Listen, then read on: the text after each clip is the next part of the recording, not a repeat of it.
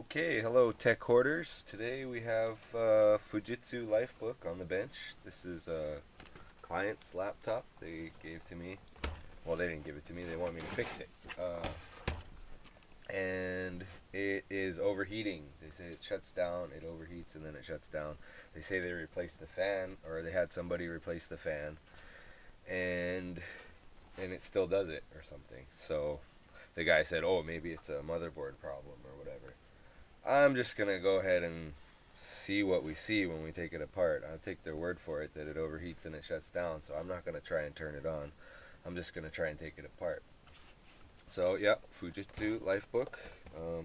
Not too sure what model it is. It is kind of an older laptop. Windows 7 is running on here, and that's kind of why she wants to keep it around actually, because her new laptop has Windows 10 and she's using it for some specific program, and the new version of the program that works for Windows 10 is confusing to her, and she would rather stay with her familiar version of the program, which only runs in Windows 7 and is only on this Lifebook. So we are gonna try and get this thing going for her again. It looks like, for whatever reason, there's some what do you call this? Velcro tape, I guess. Oh, geez, and the label came right up with it too. So it's a Lightbook T series, but other than that, the model number and all that just came right off. So that wasn't too great of them to do that. And also, there's this. I mean, something happened here. Maybe they put this tape to try to tape this back together, or maybe this happened after they put the tape. I don't know, but there is some breakage here. And I guess we're probably gonna have to take this one off too. Well, let's just see if we can even get to the fan or something. This is looking like there's a lot of screws here.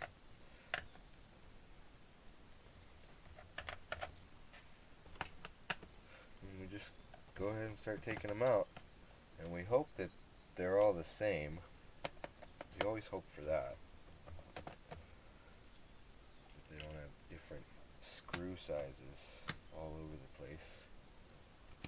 Where is the fan? It looks like the fan is actually right here.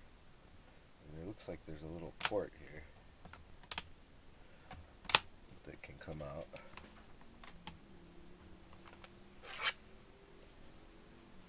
Huh. So let's just a little gap there between the heatsink and whatever is going on there. I've never taken one of these apart before, so I have no idea. Fujitsu Lifebook.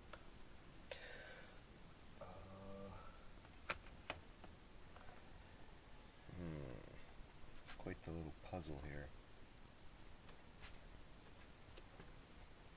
I guess we'll just start taking things off. These look like access panels for the RAM, maybe? Yep. So we got, what is that? It's like two 1 gigabyte sticks in there. That could probably be upgraded. Section just wants to fall apart. It's so flimsy. Okay, batteries out of there. Let's just go ahead and see if this will all come out if I take all these screws.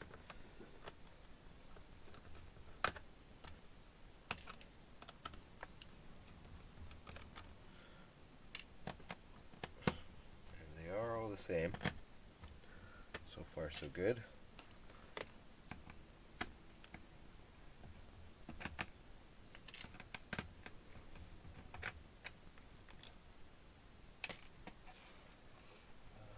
Don't lose the screws.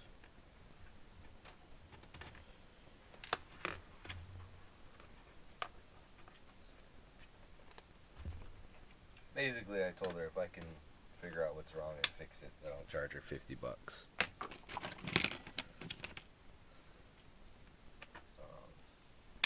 She's an old client, so I want to try to help her out.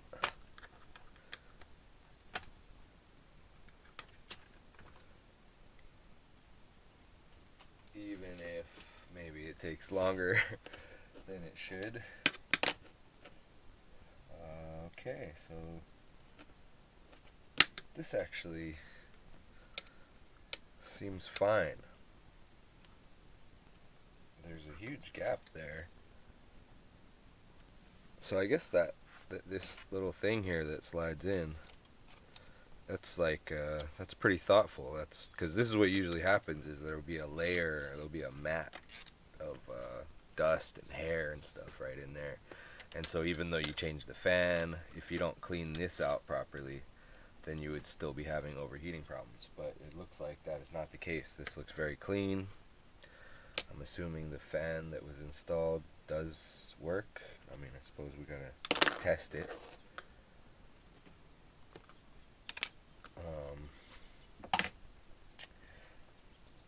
So if, in that case, if it's not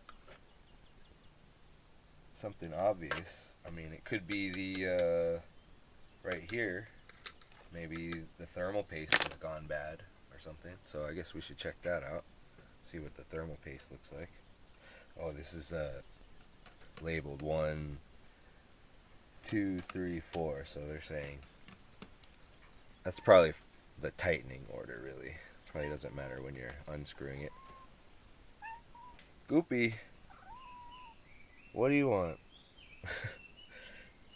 No, come on, I'm working over here, and I already fed you.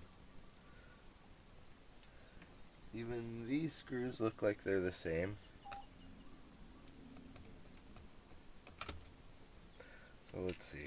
Maybe there's no thermal paste. That would be crazy. You know, you're hoping for an easy fix, right? Something obvious. Because if it's not something obvious, well, you know, that looks like a pretty crappy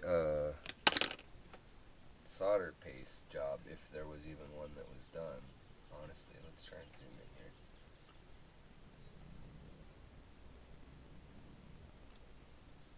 So, if you can see that, there was some solder paste, but it's all squished out to the outside edges, and in the middle, doesn't look like there's really any. And then on the chip itself, if we zoom in, the max, looks like we got a 2.4 gigahertz. It's a Core 2 Duo probably.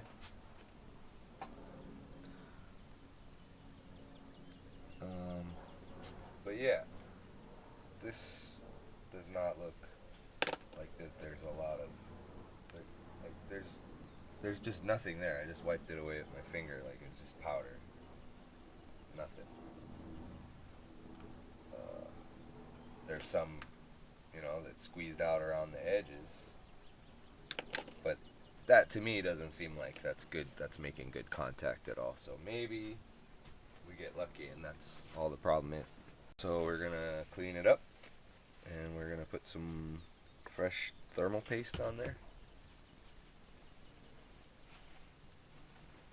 Get this old stuff off of here. Oh, come on. Alright.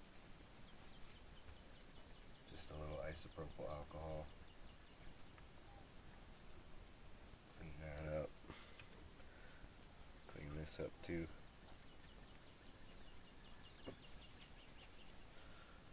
Okay, so those are clean now. We're gonna go get the thermal paste. And what do you think we have for thermal paste? Oh, the classic Arctic Silver 5. High density polysynthetic silver. This is gonna do it. Flowing again.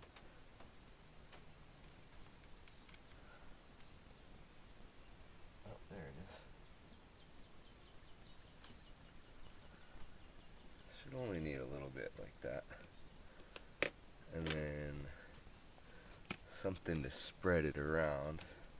Just have like a, it's like a toothpick kind of.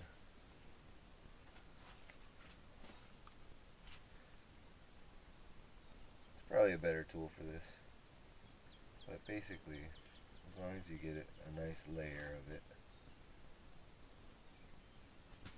coating the actual surface of the chip,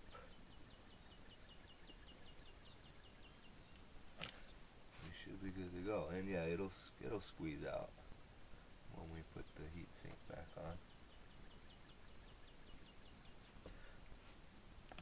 That should be plenty. Yeah, we'll just put this back. You know, it's a very nice design that they let you actually just take off a panel, a few screws, and boom, you got access. You could change the RAM, you could change the chip, you could change the hard drive. Everything's just right there. You know, hashtag right to repair. Everything should be like that. I don't buy any of their excuses when they say, "Oh, we can't make it that easy to repair." Well, look, they did. So, depends. You know, if everybody actually looked for this kind of feature when they were buying a laptop, and they wouldn't buy one that's not easy to take apart, then maybe things would change. But it seems like these days they're just getting harder and harder to repair, and a lot of things are soldered onto the motherboard. It's a whole nightmare. So this was a pleasant surprise and a relief that they were designing them nicely over there at Fujitsu all the way back when. Okay. Oh, none of that was in camera. Well, whatever. I put the heatsink back on. And we shall see if this solves the problem. Back out. We'll put the battery back in.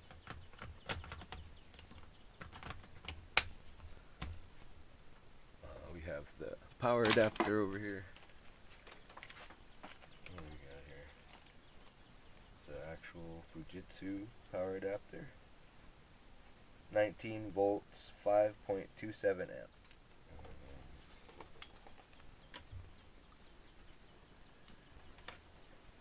And she said it would overheat like within 10 minutes or something.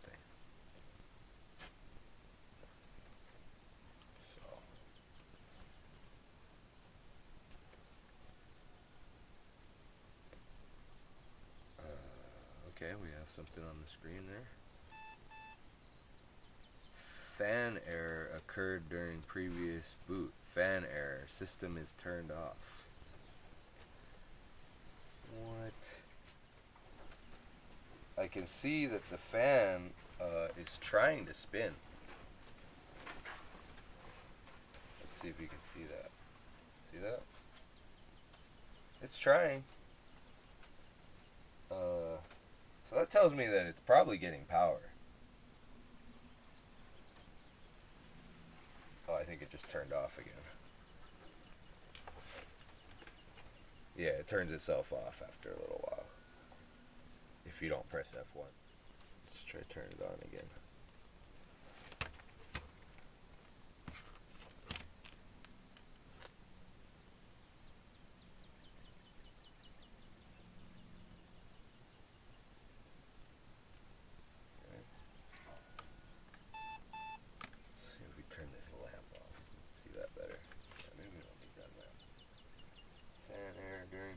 Boot fan error. System is turned off. And then if we look at the fan, it is just ever so slightly trying. Let's just help it along a little. Let's see if does it do anything. It's probably just the fan. You know, I mean, it could be the whatever the thing that controls the fan, and it's just sending a tiny little pulse every now and then. But I don't know. My gut tells me it's just a bad fan. So the guy replaced the fan, or did he not replace the fan? You never know. You know, when you're working after another guy who's already worked on it and said it's the motherboard. Who knows? So what I can do is I could take this fan out and I can just give it 5 volts myself or something and see if it spins. And that would tell me for sure whether it's the fan or not. So I can just disconnect this, and I would guess that, you know, the black one is ground and that the red one is the 5 volt, and that the orange one is probably some kind of sensing thing, like to sense the RPM or to control the RPM.